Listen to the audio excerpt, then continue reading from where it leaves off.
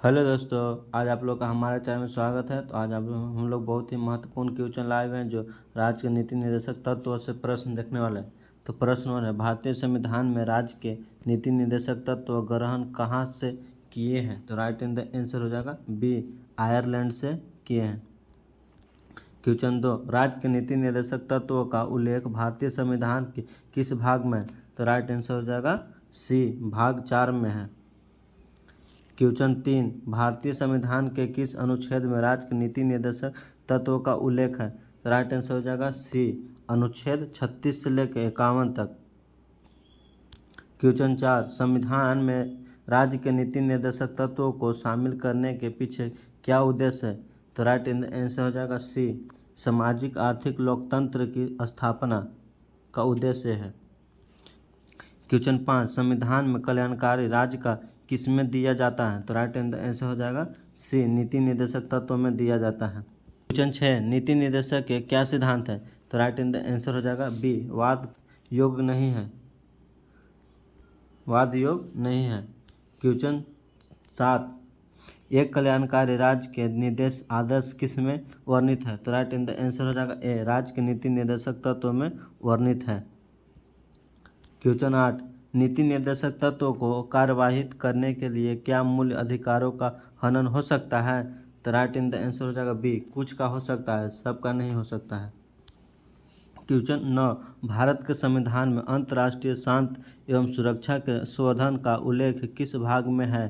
तो right answer हो जाएगा बी, राज्य के नीति निर्देशक तत्व में है, जो राइट आंसर है बी। क्वेश्चन 10, समान कार्य के लिए समान वेतन भारत के संविधान में सुनिश्चित किया गया है। तो राइट आंसर हो जाएगा डी, राज्य के नीति निर्देशक सिद्धांत को अंग है।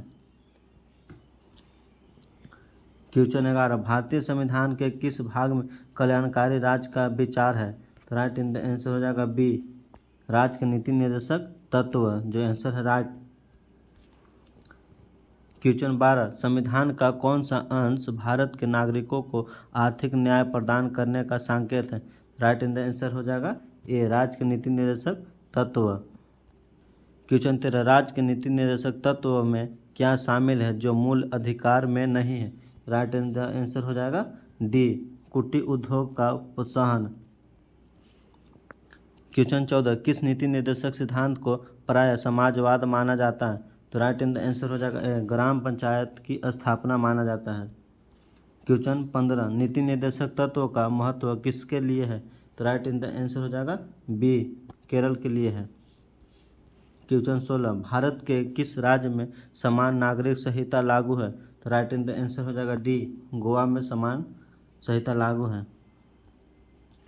क्वेश्चन 17, समाज न्याय और निःशुल्क विधि सहायता का प्रावधान संविधान के किस अनुच्छेद में है?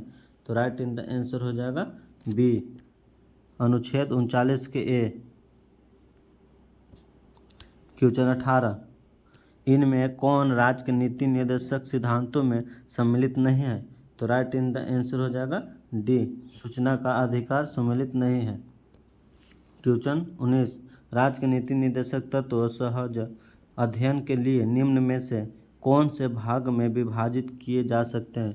तो राइट आंसर हो जाएगा डी, उपयुक्त में सभी में विभाजित हो सकते हैं। क्वेश्चन 20, भारतीय नागरिकों को लिए एक समान सिविल संहिता प्राप्त कराने की बात कही गई है। तो राइट आंसर हो जाएगा बी, अनुच्छेद 44 में बात कही गई है। आज के लिए इतना ही, आगे के लिए हमारे चैनल बने रहें। जय हिंद दोस्तों।